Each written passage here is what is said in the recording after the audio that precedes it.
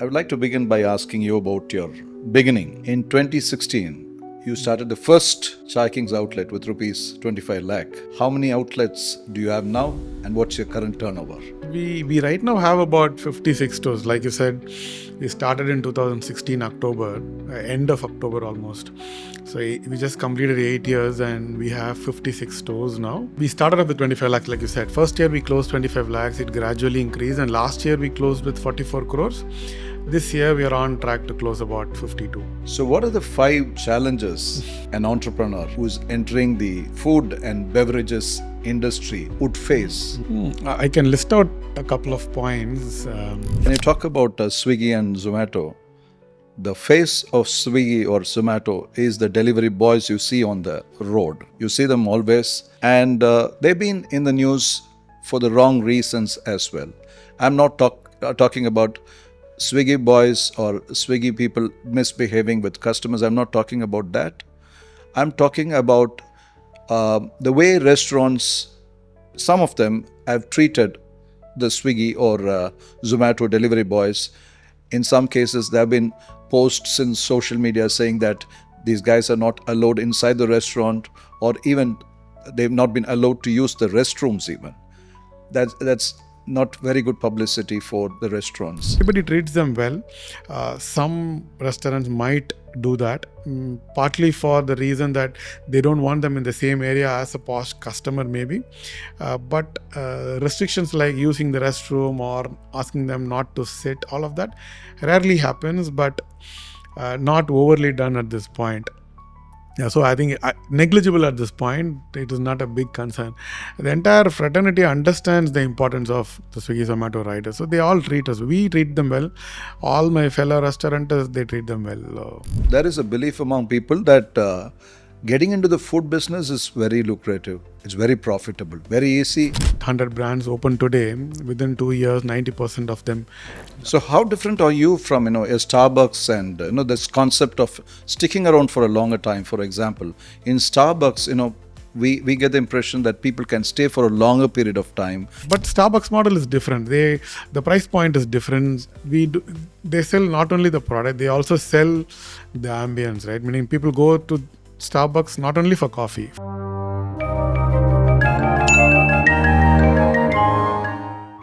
Hi Jabbar, welcome to the Weekend Leader Inspiration Show. So what are the 5 challenges an entrepreneur who's entering the food and beverages industry would face? I can list out a couple of points. I think the entire retail industry goes through this attrition problem. Employee retention is one of the biggest challenges everybody is facing because of the quality of the labor and the shift that they will do even for a mere 1,000, 2,000 rupees. So I think that will rank among the top reasons or challenges we are facing in customer employee attrition. And second, with specifically to the F&B industry, you can say rising cost. For example, you cannot increase the price on your menu very frequently. It has to be done maybe once a year or once in a couple of years, right? But the salary cost or the rentals or even the commodity pricing, for example, the sugar, the milk, all of that fluctuation is a bit larger. So that is maybe the second challenge that we face. Any disruption in the supply chain, there is always a demand phase and also where we have abundant quantity available. So that could be one. Changing preferences. Luckily for chai, there is not much in terms of customer preference that changes. Dum chai, ginger and masala sells throughout the year. But for majority of the F&B industry, there is always something new on the horizon, right? For us, tea or for coffee or for biryani, I think nothing changes. But rest of the item, there is a lot of things that are changing. There's something called a Korean bun that is available now.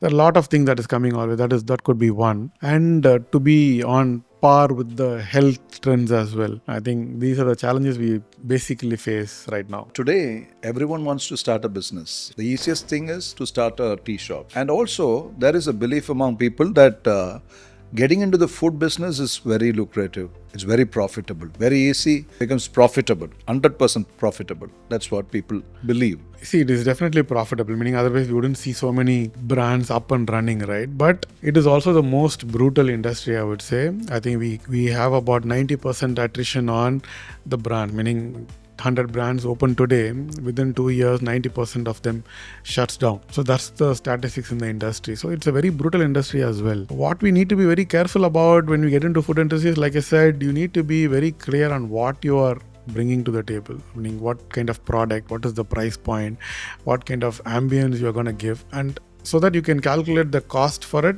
and also arrive at your margins. Margins in food business are very, very thin right now, meaning it is in double digits, but it is very thin compared to other businesses. So you have to be very careful about what you do. At the same time, work on the entire business model, right? Meaning you have to have the online component, offline component. There is high commissions on the online. So you have to work out everything and then get into it. There is definitely profits in the food business, but it is very thin. If anything goes wrong, the entire plan goes for a dive. So you'll have to be very careful about what you do and before you get into it. How important is fixing the price point for where you have many varieties of tea, for instance, and lots of tea shops, tea chains are opening all over the country. In fact, many educated people, many from IT industry especially, they come and open tea shops and tea chains. So how important is fixing the right prices for your products to handle the fast growing competition? See, right now the number of new tea shops that are coming is definitely not a threat, meaning there is market for everybody, there is enough demand.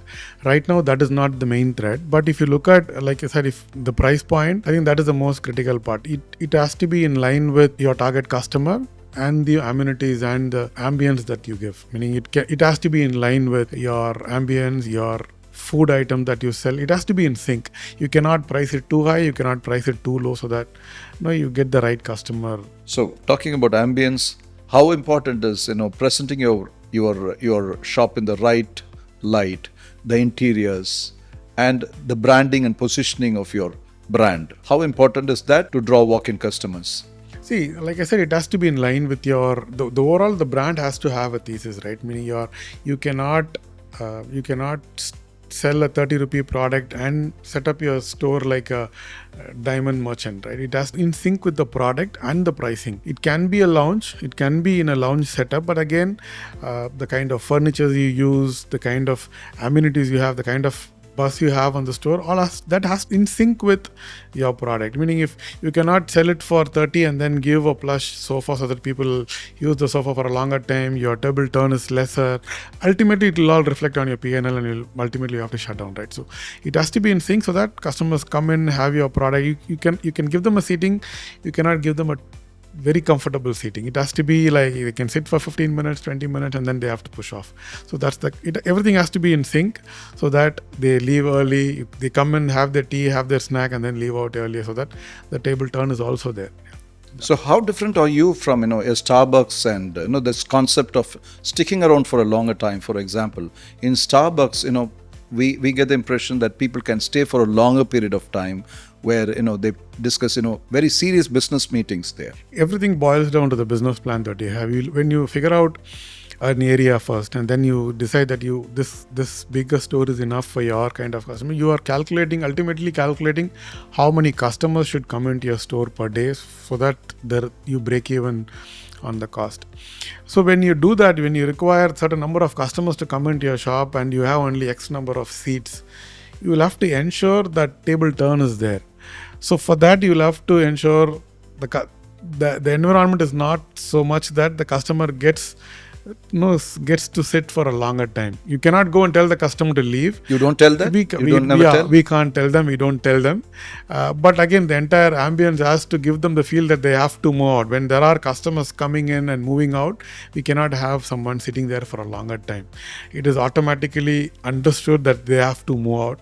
But if you keep sofas everywhere and if there are about 10 people sitting for about 1 hour, nobody would walk out, right? Meaning if you have tables and chairs and there are people moving out from all the other 8 tables and there are only one guy sitting in the table for a longer time, ultimately he gets to move out and the table turn gets faster. Yeah, that's how it is. Today, But Starbucks model is different. The price point is different. They sell not only the product, they also sell the ambience, right? Meaning people go to Starbucks not only for coffee, for having a discussion, for a business meet, or even to just to sit and talk to their friends. So it's different business model, different target customers as well.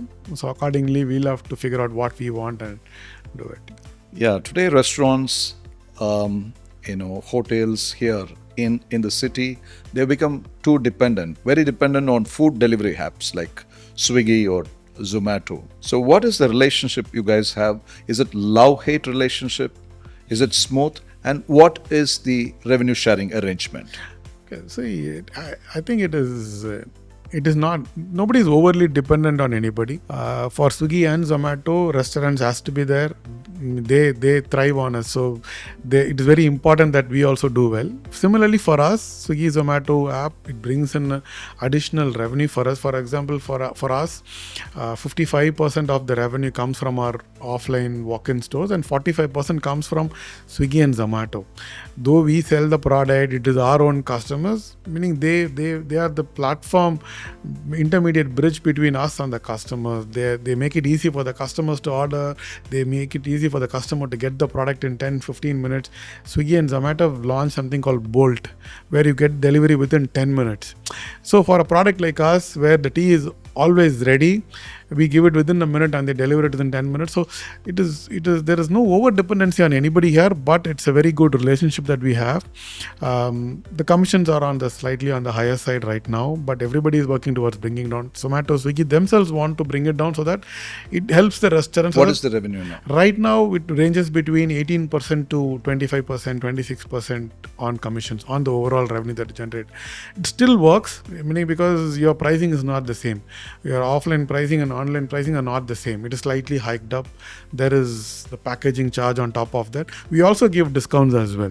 So there is, at the end of the day, it is beneficial for the customer as well. They get to enjoy the tea or a coffee in 10 minutes at the comfort of their home. It's meaning they pay for the convenience as well, right? So it works for everybody. It works for the customer. It works for us. It works for Swiggy. It is working because everything is in line. The customer is getting it for a premium, but not very high. Similarly, we are also losing out on the commissions, but not much. There's a little bit of 1, 2, 3% plus or minus there. Swiggy and Zomato, again, they're dependent on us and the delivery riders, things to go smooth. As long as we deliver well, only then customers would come on the app to deliver.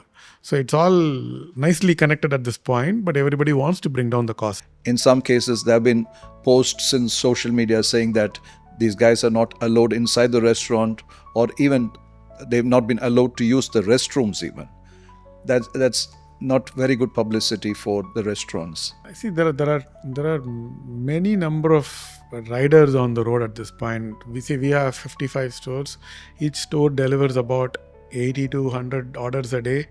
Within our brand in Chennai alone, we are doing about 5,000, close to 5,000 deliveries a day. So imagine the number of restaurants across India and the number of riders. Compared to that, the number of complaints that we get to see are very, very minimal. I think majority of the restaurants, 99.99% of the restaurants treat them well, because they also know the rider is the important link between their product and the customer. Meaning if my flask is upside down for the entire 10-minute journey, there is no point delivering that flask. So we understand that. So they are the link between us and the customer and the Zomato, Swiggy platform as well. So everybody treats them well. Some restaurants might do that, partly for the reason that they don't want them in the same area as a posh customer maybe, but restrictions like using the restroom or asking them not to sit, all of that rarely happens, but not overly done at this point. Yeah, so I think negligible at this point. It is not a big concern. The entire fraternity understands the importance of the Swiggy Zomato riders. So they all treat us. We treat them well. All my fellow restaurateurs, they treat them well. Okay. Yeah. So before you started Chai Kings, you had been a franchisee of several brands. In fact, you were a franchisee of Green Trends Salon as well. But now, after you started Chai Kings, you have not offered franchise.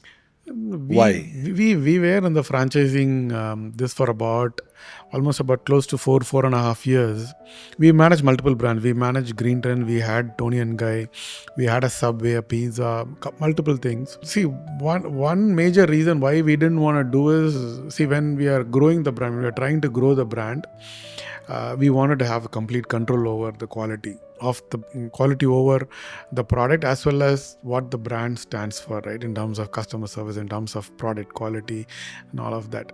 So we didn't want to have too many people in the as customers touch point. We don't want 10 franchisees to handle customers in a different way, all of that, when we are trying to grow. So we were completely against that. But also the model demands such an arrangement, meaning for F&B it is very difficult to have multiple people do this. I mean, if it is a retail showroom or even a salon, where it boils down to an individual work, it is easier to manage there. But in terms of a restaurant, it is very, very difficult, because each dish has to be prepared accordingly and anything can go wrong in the dish if things are not right. So we don't want to do that. But also another point to note is, majority of I can't recall a brand that is successful for 10-15 years by franchising as well. There are many brands which are franchising. I don't think anybody is 20-year-old at this point, except for Subway. Even Subway has kind of moved to a different model, and they are trying to buy out all the franchises at this point. So this is not a great model for a brand which is growing. Maybe when the brand is all set, when you're there for about 15 years, when all your processes are set, maybe you can try and see if things will work. Yeah. So what in your view are the major risk factors for someone who's exploring a franchise model? What would you like to tell them? What are the risk factors? Okay, so if somebody who wants to start up, get a franchisee of a brand and run it, what are the risk factors for them they should be aware of? Figure out what kind of risk could come in a certain business. I mean, anything could change anytime. But before you get into a certain franchise, you have to do a basic check of what that brand stands for. What is their thesis of the entire, how do they want to grow the brand? How many stores do they want to do in Chennai? See, if it is a franchisee store, meaning if I am franchising, I cannot have multiple stores in the same area. Right now I have 3 stores in Anna Nagar, 3 stores in Kilpauk. We cannot do that if you are doing that as a franchisee model, right? Meaning it will obviously eat into each other's revenue. Online orders, meaning if the customer opens up, one of the 3 stores in Kilpauk would come up. For the customer, it's only the brand, right? He wouldn't get to see which order, which branch and all of that. Or the entrepreneur who wants to get into franchise, he'll have to check who the brand is, what they stand for, what is their expansion strategy, the numbers that they're giving, is it right or not? They'll have to do their fact check, meaning obviously there will be good stores, there will be bad stores. Obviously the franchisor would want you to go and visit the good store and get the feedback. As an entrepreneur, you'll have to go to multiple stores and see what the brand stands for, how the other new franchisees are giving the feedback about the brand, all of that. And then you collect the whole feedback about the whole brand and the support and their strategy, and then jump into it. If you have to only listen to what the franchisor says, you might land in trouble. You'll have to do your complete research on what the brand stands for. Chai Kings doesn't offer franchise, but there are several chai brands which have come up. Many brands all over the country, they have come up and they offer the franchise for entrepreneurs. Right. And what is your advice to people who are taking up tea franchises? What is your advice to? What do you think? What are the basic checks they should be doing? See, it is common irrespective of whether it is tea or any other F&B or even a salon for whatever matter. I think the basics are the same. The entrepreneur has to make sure what the model is, right? Meaning what the franchisor would definitely have a business plan. They would say, this is the margin and this is the overall net margin that you would get. They will have to validate that. They'll have to validate, they'll have to meet multiple franchisees, talk to them, understand and see if it is in sync with what the franchisor is saying, right? That's the only way to figure out. One, you will fact check everything the franchisor is saying. The second thing is you'll also get to understand the business more from a franchisee standpoint. He would tell you the actual pain points, the difficulties, challenges in running this business, and you will also get to hear about the mistakes that he has done.